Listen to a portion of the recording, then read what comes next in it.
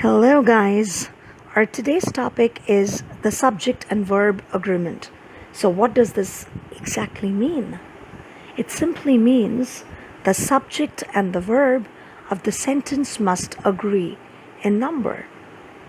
Either both has to be singular or both need to be plural. So, let's take a look. Here we go. So, before we get into the details of the subject and verb agreement, let us understand what is a subject. A subject in the sentence is the person or the thing that performs the action.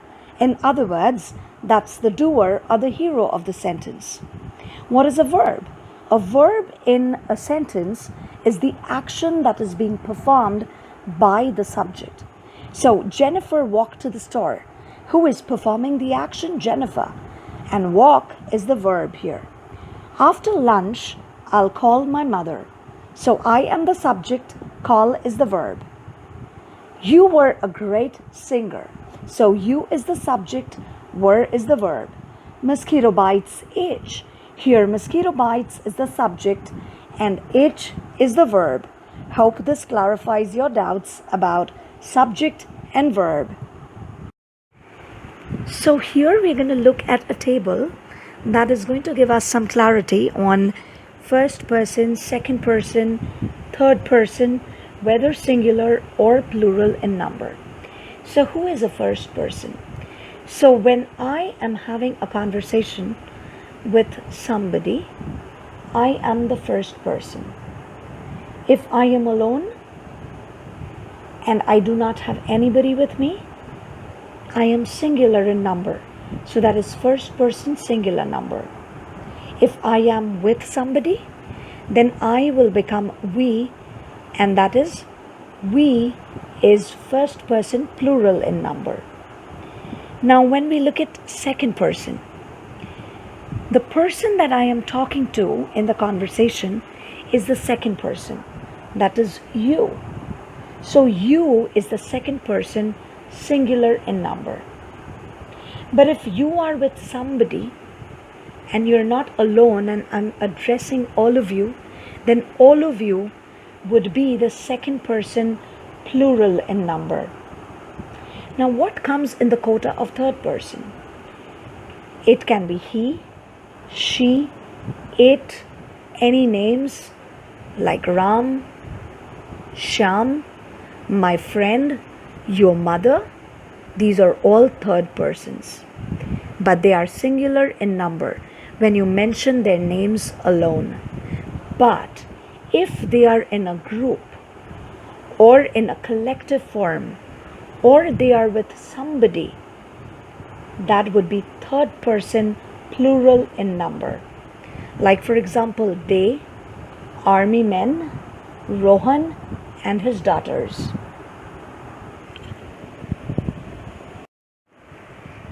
So here we look at the exact subject and verb agreement. How the usage of a verb depends on the number and person. And that's exactly how a subject and verb will have to agree. Whether it is first, second or third person, whether it is singular or plural in number. Now we have used two verbs here, go and love.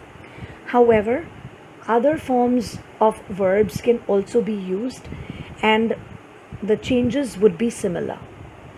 So when I use go for first person, singular in number, that is I go. First person plural in number, that is we go. Second person is you. So you also is you go. Second person plural in number, all of you go.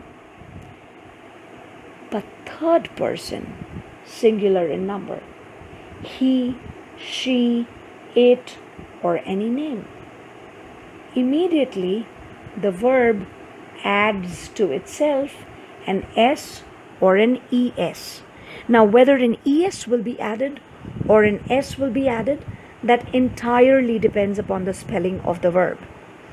So in terms of go, what is being added is es, and go become goes. However, when it is third person plural in number, they go. Now we look at the second verb, that is love. I love, I first person, singular in number. We, first person plural in number, we love. Second person singular number, you love. All of you, second person plural in number, all of you love. But immediately when it comes to third person singular in number, that is he, she, it, or any names, it becomes loves. So now a catch here, loves is adding only an s to it, not an es. But when it is third person plural in number, they love. So the only exception here is third person singular in number. He, she, it, or names. Only in these cases an s or an es will be added to the verb. Otherwise, not. So this slide looks pretty interesting. It'll take me back to my childhood memories. So we have two sets of words here. A set of words which are plural and a set of words which are singular. So your father, Rita, they are single in number, hence singular. My dog, single in number, singular. Anyone, any country, singular. Rohan and his mother. Talking about two people here, Rohan and his mother. Plural. Army men, more than one man, so plural in number. 50% people, so definitely a group of people, so plural again. 75% of the city, plural again. So these are few words that we could think of. There are, of course, a never-ending set of words. Whoa. So now that we have some clarity on the subject and verb agreement, let's do a quick practice. So this is an exercise where you need to fill up the blanks with the correct form of the verb. The correct form of verb, keeping in mind the subject in the sentence, whether they are first person, second person, third person, or singular or plural in number. So you have to choose the correct form of the verb, and the options are given in the right within brackets. So take your time, look at these sentences here, and come up with the verbs that you want to fill up these blanks with. And while you do so, I'll be right back with the correct answers for you in the next slide.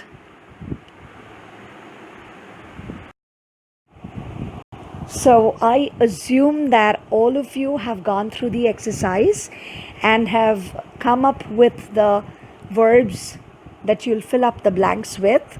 So let's check the answers. The results of the election are not available for 2 days. So the results of the election, plural, hence are. Some of the gifts are missing, gifts plural again.